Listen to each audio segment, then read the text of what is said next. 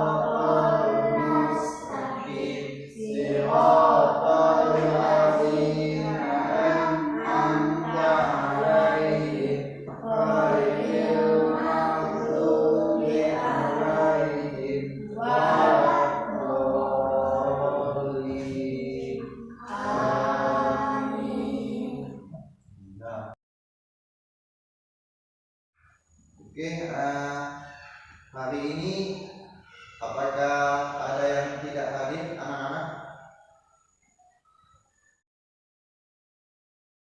Oji, Fikri, Yari, Sudarmi, Ihsan, Chandra.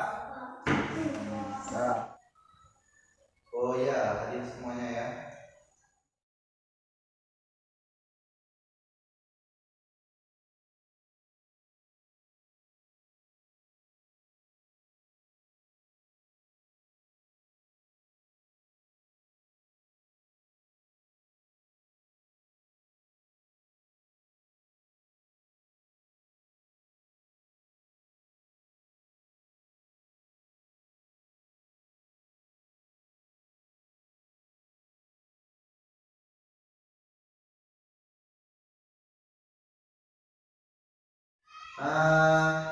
Kamu duduknya dirapikan. Bismillahirrahmanirrahim. Jadi pertemuan minggu lalu kita membahas jauhilah akhlak tercela. Jadi anak-anak, sekarang kita membahas materi selanjutnya, yaitu Allah Tuhanku, atau yang biasa disebut kalimat tahlil yang berbunyi la ilaha illallah. Baik, di sini Bapak ingin menanyakan apakah dari anak-anak ada yang tahu bukti-bukti kerasulan Nabi Muhammad SAW? Jadi tujuan pembelajaran kalimat tahlil ini adalah yang pertama, bisa menjadikan pedoman dalam kehidupan dengan benar, yang bisa sebagai pedoman dalam kondisi apapun dengan baik, dan mengetahui arti dari kalimat tauhid, keutamaan dan hikmah dari kalimat tahlil dengan benar. Terus peserta didik dapat mencontohkan sikap ikhlas terhadap pengalaman kalimat tahlil dalam kehidupan sehari-hari dengan baik dan benar. Jadi yang selanjutnya peserta didik dapat menyampaikan, dapat menyajikan fenomena penerapan kalimat tahlil dalam kehidupan sehari-hari dengan benar. Selanjutnya menyajikan bagaimana hikmah kalimat tahlil. Jadi materi kita ini adalah kalimat tahlil, yaitu atau yang disebut la ilaha illallah, yang artinya adalah tiada Tuhan selain Allah. Maksudnya di sini adalah tiada zat yang patut disembah dan ditaati kecuali hanya Dia, Allah Subhanahu wa Ta'ala. Kalimat ini merupakan bagian dari kalimat syahadat dan merupakan rukun Islam yang pertama.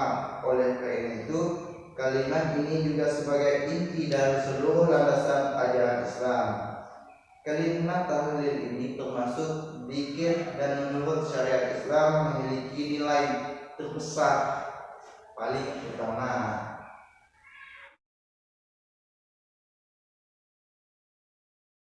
Nah, perhatikan anak-anak. Lihatlah, Ustazah mempunyai 1, 2, 3, 4 gambar yang luar biasa. Yang tengah itu adalah tata surya kita.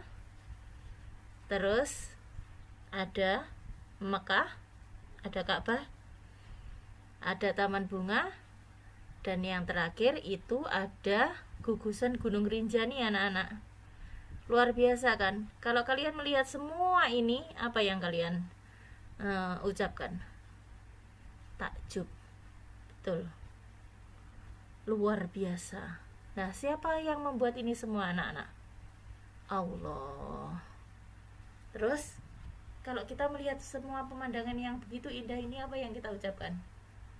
Masya Allah. Betul, atas kehendak Allah, nah semua ini tercipta.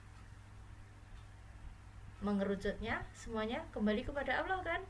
Segala sesuatu yang ada di bumi ini yang menciptakan adalah Allah. Nah, kalimat tahlil itu apa, anak-anak? Bacaan kalimat tauhid yang mengisahkan Allah. Bagaimana bunyinya? La ilaha illallah, yang artinya tiada Tuhan selain Allah. Pinter. Ini ada hadis nomor 1437 ya. Ini yang bunyinya seperti ini. A'udzubillahi minasyaitonirrajim. Bismillahirrahmanirrahim. Yang artinya dari Jabir radhiyallahu anhu, ia berkata bahwa ia mendengar Rasulullah shallallahu alaihi wasallam bersabda, zikir yang paling utama adalah la ilaha illallah. Tidak ada sesembahan yang berhak disembah selain Allah.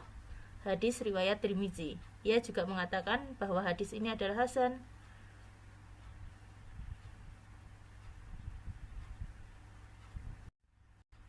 Nah, sebaik-baiknya zikir adalah kalimat tauhid, anak-anak. La ilaha illallah. Di dalam kalimat tauhid tersebut terdapat kandungan makna zikir lainnya seperti makna tasbih, tahmid, takbir, dan bentuk pengagungan terhadap Allah. Nah, sekarang kita akan bahas keutamaan kalimat la ilaha illallah. Kira-kira apa, anak-anak? Iya, benar. Yang pertama, kalimat la ilaha illallah ini adalah kalimat surga. Kalimat yang bisa membebaskan kita dari neraka. Dari Anas bin Malik radhiyallahu anhu, suatu saat Nabi Shallallahu alaihi wasallam mendengar muadzin mengumandangkan adzan, lantas sampai pada ucapan asyhadu alla ilaha illallah, lalu beliau mengatakan kharastu minan nar, yang artinya engkau terbebas dari neraka. Hal ini diriwayatkan dalam hadis riwayat Muslim nomor 382. Nah, keutamaan la ilaha illallah yang kedua apa, anak-anak? Pinter, mudah masuk surga. Dari Muadzin bin Jabal radhiyallahu anhu, Nabi sallallahu alaihi wasallam bersabda, "Man kana akhru kalamata la ilaha illallah dakhalal jannah." Yang artinya barang siapa yang akhir perkataannya sebelum meninggal dunia adalah la ilaha illallah, maka ia akan masuk surga. Hadis riwayat Abu Daud dan Ahmad. Nah, keutamaan yang ketiga adalah kita bisa masuk surga lewat pintu manapun, anak-anak. Luar biasa kan? Dari Ubadah bin As-Samit radhiyallahu anhu, ia berkata bahwa Nabi Shallallahu alaihi wasallam pernah bersabda, yang artinya barang siapa yang mengucapkan saya bersaksi bahwa tidak ada sesembahan yang berhak disembah dengan benar kecuali Allah semata, tidak ada sekutu baginya, Muhammad adalah hambanya dan utusannya, dan bersaksi bahwa Isa adalah hamba Allah dan anak dari hambanya, dan kalimatnya yang disampaikan kepada Maryam serta ruh darinya, dan bersaksi pula bahwa surga adalah benar adanya dan neraka pun benar adanya, maka Allah pasti akan memasukkannya ke dalam surga dari 8 pintu surga yang mana saja yang ia kehendaki.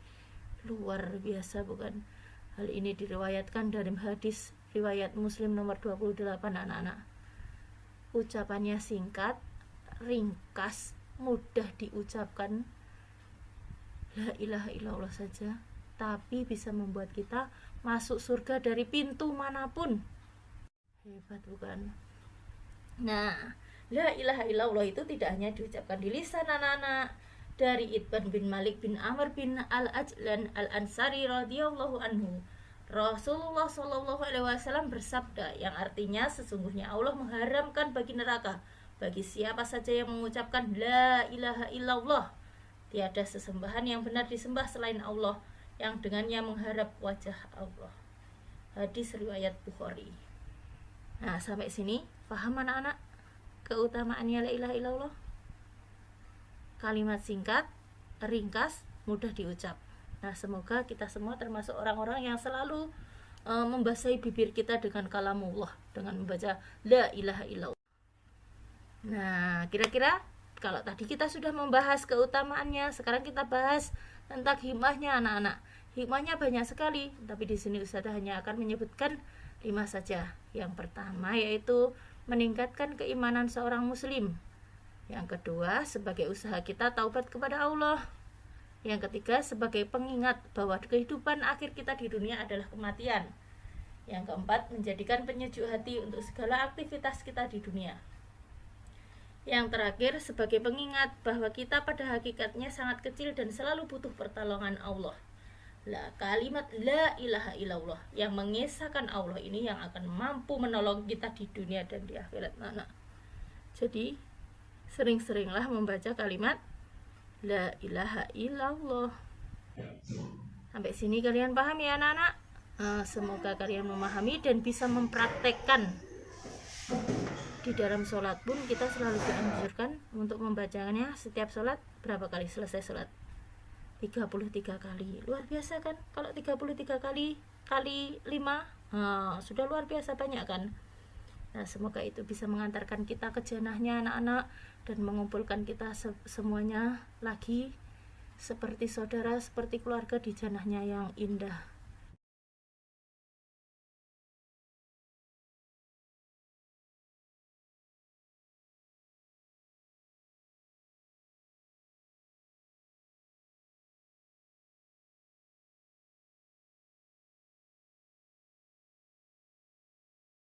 Keutamaan kalimat tahlil ini banyak keutamaan bagi pembaca.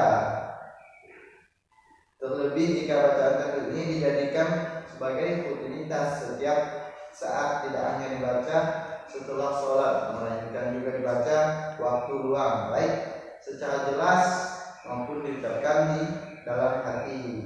Adapun beberapa kalimat tahlil, kalimat la ilaha illallah merupakan surga. Nabi Shallallahu alaihi wasallam bersabda, barang siapa yang akhir perkataannya sebelum meninggal dunia adalah la ilaha illallah, maka dia masuk surga. Yang kedua, kalimat la ilaha illallah adalah kebaikan yang paling utama dan dapat menghapuskan berbagai dosa kesalahan. Yang ketiga, kalimat la ilaha illallah adalah zikir yang paling utama. Lanjut adalah pelindung dari siksa api neraka, menunda kiamat selama masih ada orang yang menyebut dan membaca kalimat tahlil. Berzikir la ilaha illallah pahalanya lebih banyak. Jadi selanjutnya adalah hikmah kalimat tahlil. Yang pertama adalah meningkatkan keimanan seorang muslim. Kedua, sebagai usaha bertobat kepada Allah Subhanahu wa taala. Yang ketiga, sebagai pengingat bahwa akhir dari kehidupan kita di dunia adalah kematian. Yang keempat adalah menjadikan penyejuk hati kala manusia selalu melakukan aktivitas keduniaan. Yang kelima, sebagai bukti bahwa kita pada hakikatnya sangat kecil, tidak memiliki apapun, sentiasa membutuhkan Allah Subhanahu wa taala.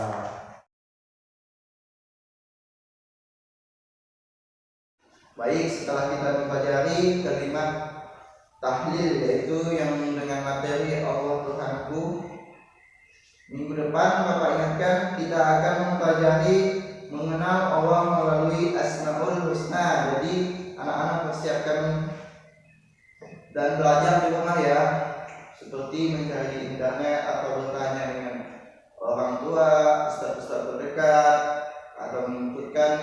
pengajian yang ada